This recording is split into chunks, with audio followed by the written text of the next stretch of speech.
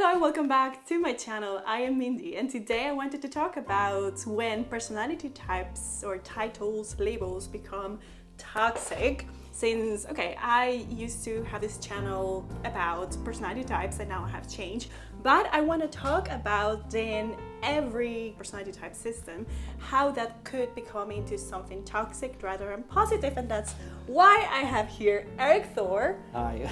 From Erik Thor's channel in Sweden and Amsterdam and I'm from many parts of the world. from many parts of the world. I find it kind of funny because I feel like both of our channels changed very much at the same time. We both kind of made a dramatic shift. Like you were also doing a lot of these personality type videos. And maybe it's just something in the air or something. Maybe it's the collective unconscious working out. I don't know. But it's I think I've hit a point where I realized that the labels, they're not important. So the introvert or extrovert and many of those terms that people use, no matter what system you use, they can become very limiting. I'm starting to focus more on people's needs, like what do people need in order to feel, to be confident, to be able to express themselves, and to be able to put themselves out there in the world. Yeah. So you have decided to stop labeling yourself. Yeah, I've stopped using my personality label, which used to be INFJ. And I'm not sure if I will ever go back to using a label at this point. No. That's an interesting one, because for me, I feel like I still am an ENFP and that has not changed. But the reason why I wanted to make this video is because I have noticed that many times when I put a video or when I watch other people's videos on personality types or any type, even if that's Enneagram or anything, then people get very upset when you say something that doesn't match with themselves, as if everything is just so black and white and it feels limiting. So in my personal opinion or experience, I can still say that I am an ENFP, but I don't need to, make all the time, a statement about it. No. and limit myself because, maybe I am not good at extroverted feeling, and so that's why I can be an idiot to other people, for instance. Yeah, it's like I know which cognitive functions that I relate to the most, and I know myself. I've spent the years thinking about who I am and what I need in life and what my values are, and I feel that pretty strongly. But I think it's just that when I say like I'm an INFJ, for example, that can become very misleading because every INFJ is different, and I understand that not all INFJs that listen to me will be like, yeah, that's me, because everyone has experienced different things, and we don't talk about, personal development or trauma or mindset or any of those things that can really, make or break a person in a sense. Yeah. Yeah, I totally agree with what you're saying. And I think that's the reason why I can personally still use the label of a personality type, because I can make that distinction. Yeah. And many people don't do it. So I can say, yes, I identify mostly with these traits, mostly based on the cognitive functions, but I am open to the fact that sometimes I might be using some functions and I'm not even aware that I'm using it. Yeah.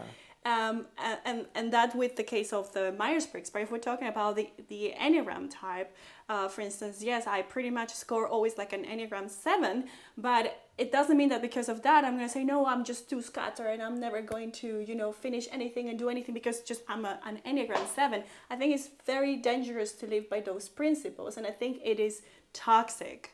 Yeah, actually, when you talk about the Enneagram, I often say that the goal of the Enneagram is to not have an Enneagram almost.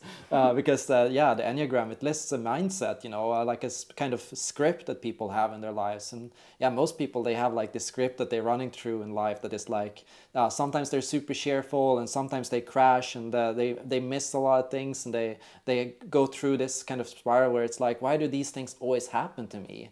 And that's like, why do these things always happen to me? That feeling, I think it's very related to Enneagram. Yeah, yeah. And if we are not going to use the personality types labels, what should we use instead? What is your idea for the viewers? Yeah, honestly, I feel like if you enjoy the labels and if you get the value from them, you should definitely use them. But you should always be mindful that you're using them as a tool, nothing more. So the goal is not and I see a lot of people do this. They to categorize and label people in a swift manner. Like we're not at McDonald's here. We're trying to understand people. So sometimes I hear people use personality labels very sweepingly, like, oh, that's typically ENFP, or oh, that's typically ISFJ, but without explaining what that means exactly. It becomes very implicit, and actually nobody understands how you interpret that but yourself. So we need to start talking about how we use terms and how we use labels. Yeah. And if, let's say, now I say, okay, using the label is not healthy if you don't know what using a label implies, as what we just explained. Yeah. What should we use instead? Like, we don't use a label altogether, or how do we try to develop ourselves? What do we use? What's your proposal? I would say we should ask questions about our assumptions. Okay, I can see that this person seems to be an ENFP, but why do I see that? And what makes me think that? And to discuss and have a conversation with the other person. I've been noticing this about you and the things that you do. Is that true? Are you that, like, is that how you are? And why do you act that way and not that way? Like, because we need to start getting better at really understanding people. Yeah. And when we say, oh my God, I really struggle with that ESTP guy, it's not helping you connect with that person. No, you struggle with that person, not with the type, because the type, you don't even know. That's also why it's so dangerous. You don't know, you think they're an ISTP because they told you they took the test, or maybe because you think that they are one, but maybe in reality they have just been behaving in a certain way at the moment that they took the test, or at the moment that you typed them, but it doesn't mean that they are that. So there are more layers to a person than what you think you know through the personality test. It's like I can read through a lot of the comments that I've been getting since my change with the channel as well. And there's people that will say like, Erik Thor, he obviously has extroverted thinking because he will just deliver statements without ever explaining them, or he will never explain anything, and he will just be irrational, or he's an ISFJ because he shows no abstract level of thinking in anything he says, or things like that. And when people say things like that, I'm always like, are you explaining me? Or are you explaining your own bias? True. It's it's something we have to be mindful of also, because a lot of time how we describe other people, like say we're saying, oh, my parents, they're censors, and so I've never felt understood growing up. I think we also have to recognize that that's your script. So that's how you come to develop how you see the world. And you have to ask yourself, are they always censors? Is that the pure reason why you're not understanding each other's? What do your conversations look like? How could you talk better with each other's? Where do misunderstandings actually happen? Like those kind of questions are super important, because also a lot of time parents are not the censors that we think they are. We tend to put our parents in a very narrow box, because we only see them based on how they raised us. We don't see them how they are as people. Exactly, yeah. And I think in any case, it seems like we are only, biased, looking at one side of the personality, because, I mean, it's a problem because all of us have the different components to like the other personality types as well. So for instance, if you talk about, I don't know, the disc personality type, when you get like is that the one with the colors, yeah, right? Red, green, blue, yellow. What is your color, by the way? I identify most with green and yellow. Yellow is the creative one, right? Yeah, green and yellow, so mix of those two. Right. So what if you get like you're the super creative type, and then because of that, okay, you use it in a negative way to say, I am just a creative, and I'm sorry, I'm not gonna run my taxes, I'm just not gonna pay them because I am creative, and I cannot do it. And if I get a fine and I pay, okay, fine if you want to live that way, if you want to pay the fine, but it doesn't mean that because you're creative you cannot have a logical process in order and get your thing done. I was going to say another word. Your thing together. PG-13. Yes, you're together. And I think that's the negative way. So the positive way, the positive usage of this information, in my opinion, would be that you say, okay, this is my strength, and let's say that people with the yellow personality, disc personality, normally, I don't know, tend to change more of careers, or tend to turn or lean more towards burnout because many of them have not found their real calling. And so then you can understand, okay, this is why, because I need to try to find a career that suits me more according to my creativity or my need for creating stuff.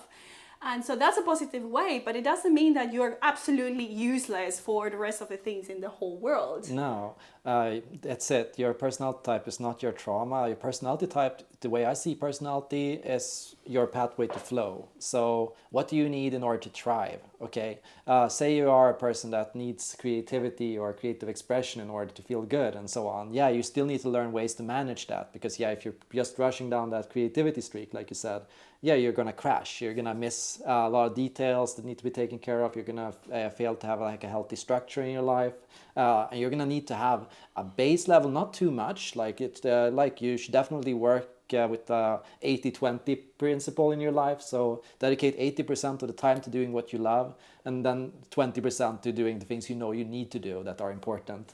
Yeah. Have you read the book of Mark Manson? The Pareto optimal principle thing, is that the one? No, it's the one of, oh, I'm super bad at remembering things, the orange book. It's an orange book. Put it in the comments below. The subtle art of not giving an F. Oh, yes. Yeah, that book. So there is a chapter where he talks about, is that the sandwich? Oh, I said the word. I need to book. It's not like anyone here is below 18 anyways. Yeah, but sometimes YouTube bans some part of your content. You have to tell beforehand that you're not saying any bad words. But anyways, so what he says is like, if you want to eat a nice meal, for instance, then you need to eat a side shit sandwich. Right. And so that's the same with what you're saying. Okay, you can do the creative stuff, but yeah, I'm sorry, you need to pay the taxes.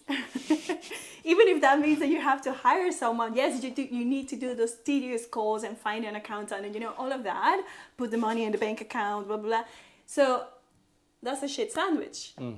And so, yeah, it's needed. But if you label yourself and you're like in this closed-minded box, and also if you say like, okay, I only date people of this personality type because it's the most suitable for me, and then you go and date that person, and what if that person was mistyped?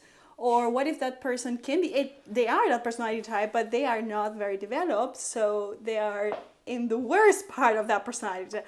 So yeah, that's also it. Like a lot of people are taking their relationship patterns into the MBTI. So a lot of people are looking for finding that ideal type person to date. But then you can have a lot of bad experiences. Like you might meet a version of that type that is extremely unhealthy. And then you might come out of that really hating that personality type. Feeling like, all extroverted feeling types are extremely manipulative and toxic. So I can't stand them in a sense. And you end up creating, once again, like a script where it's like you have villains and you have allies and you have people that are good and bad, and it becomes a black and white way of looking at the world because you're not looking at the layers or nuances of that. Why are those people that way, or what made them act this way, and how come I see it that way, and how come I interpret it this way? And the solution for this is look at the person as an individual, not as a personality type. That's what I think. Yeah. And you use the personality type label to try and see through them with more depth, maybe, to add up another layer to who the person is. Yeah. And always doubt, always question. Maybe this person is not absolutely this personality type that they say they are, or that I think they are. Yeah, it's like, actually it's funny, in all close relationships, I think the natural thing to do is to always question the type of the other person, because once you start scaling away the layers of another person, they're very complex people. So it's not it's much easier to type somebody who you've only talked to for a minute than to type somebody that you've talked to for hours and hours or days or weeks, Yeah. It's almost like a fantasy, believing that you can type really someone. Even myself, you yourself, you doubt about your type. I have doubt about my type, and I still doubt to today because I don't know, maybe that's a part of who I am, right? And if I always question if I am this personality type and I am never sure, and I live with myself and I'm supposed to know myself more than anyone else in this world, how wouldn't I doubt that I could be wrong about typing another person? I still I find it funny, like when we were starting to record this video, I was like trying to ask questions like, okay, so what are we gonna talk about exactly, and how would you like to lay out it, and should we talk about or bring up this, would this be interesting to talk about? And you were like, no, chaos. Embrace the chaos. And I'm like, I'm always trying to embrace the chaos. Like I've been working to be as brave as possible in facing chaos, and to allow myself to try new things and to always go out of my comfort zone. And I've always been pushing myself to do those things, but I always do it with a degree of fear. I've noticed that it's like so funny, like how like small things like improvisation or things like that can freak me out inside, even though like in the situation I'm like calm and composed, like inside I'm like, Are you? yeah, Yeah. I'm super like nervous in those situations, but I've been telling myself like since the past 4 or 5 years that no, you have to be bold. Like you can't live in your own inner world forever. You have to go out and. And that's also your development. So if you go and take a personality test now, and there is a question that implies if you're bold or not, if you take on like last minute the decisions, and well, now you would say yes, or a little bit more than you said maybe 5 years ago, then you get another personality type perhaps. It's that's the truth as well, because I also had an experience like where I just came out of the relationship 4 or 5 months ago, and after that I realized that kind of like the nice act that I do sometimes with people, where I'm always like trying to be harmonious and peaceful and things like that, that's not always gonna work, and sometimes I'm gonna have to say no or stand up to people more. So like you learn over time, like and those things I always associate with extroverted feeling, like always trying to turn the other cheek, or always trying to help the other person or support the other person no matter what, in a sense. But just realizing like that's not true kindness in a sense, and like constantly you reframe your own perspective on the cognitive functions, where you learn that no, there's a higher level of extroverted feeling or a higher level of these functions that is more mature and better. But you can do that using the models of the personality types or the cognitive functions that you do. But many people do that without using any cognitive functions. You just think for yourself, hey, I would like to be kinder. I would like to listen more to people. I would like to, not talk when they're talking. Yeah. And so you just remind yourself those things, and then you just go and do it. In the end, you reach the same result. True. So it doesn't matter if you believe in it or not. No. The goal is the same. Yeah. It's a tool, but I know ESTJs that have never studied personality types ever, never even taken a personality test, but they're still very self-aware. They're like, yeah, I know that I can come off as a bit douchey sometimes, so I try to be a bit gentle with people and things like that. And you notice that they find ways to work around things, and they find ways to connect with people, and they reflect on their struggles and bad experiences they had in the past, and they try to work on themselves. That's the ideal if you have a growth mindset instead of a static mindset. Yeah.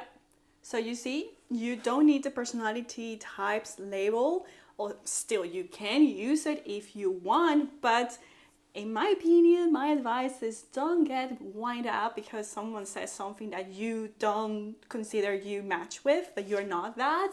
And don't over focus on that in order to like have better relationships with people, because you can also identify, I don't know, this person is this way, and maybe, I don't know, I cannot handle when someone talks to me this way, but this is more based on your values and principles, not based on personality type. Or else if you say like, okay, I noticed that, I don't know, they like it when I am kinder to them or when I call them more, then if you care about that person, just do the thing, Either if you use it, the personality types, or if you don't, just be the best version of yourself, work on yourself. And I'm sure that if you're watching this channel, maybe that is why you're watching this channel. So maybe I don't need to say this to you. It's amen to that, I feel. Yeah. That's it. We should just discuss our expectations. What do I need from people? What kind of reassurance am I looking for? What kind of way do I have to express love or caring or things like that? And what does the other person want? And then you can discuss personality types using that. You can definitely bring up, okay, I tend to have this mindset or this attitude as this personality type. How do you look at that, and how do you see that, and is that a challenge for you, or is that difficult for you, and how can I make that easier for you? Yeah. Like those kind of like dynamic conversations about type instead of the static, like I'm this personality type, just deal with it. Yeah, sorry, I am just an INTJ and I cannot change it, so deal with it. Yeah. Okay, bye! I'm out. Well, thank you, Erik, for sharing with us today. It's always super fun having you here. Same. I'm looking forward to our conversation on my channel. Yes, so go to Erik's channel for another conversation together, because yes, we just like talking to each other and recording stuff together. So it's the intuitive stream. That's true, and it's always on a Sunday. Yeah, true, actually. Yeah, there you go. Even we have routines. Yeah. Well, I don't like routines, but I do have routines at the same time. Then you can say, oh, I'm a fake ENFP, because, well, God knows. Yeah. If you have a routine, then you're definitely not an ENFP. No, exactly. Or if you can get things done and you don't abandon your YouTube channel for all of this time, then you're not an ENFP. Yeah. Well, there you go. So, cheers. Cheers. All right, thank you for watching. Don't forget to like and subscribe, and till next time. Bye. This is a conversation. This is a conversation. We're using words. Yeah. Jag pratar svenska. Yeah. Bra. When personality tests become toxic. Oh yeah, that's a better title. I like that. Yeah, there you go. Okay. And action. How do we start? Your face. Enter into a flow state where you can, just be yourself in a sense. Sorry that I'm going to interrupt you. We're going to cut here. Yeah. Because I thought of better how I'm going to do the introduction again before Perfect. you go into all of that. Yeah. Yeah. Go for Sorry. You look at me like that. I feel like we need a bloopers reel after this. A what? A bloopers. Like at the end of the video, you do all the outtakes Right. that didn't work out. Yeah, I think we're going to add it. Hello and welcome back. I am Mindy, and today I wanted to talk about personality types, or actually no, that's not a good way to say it. Or rather. Okay, this is for real. When personality types become... Okay.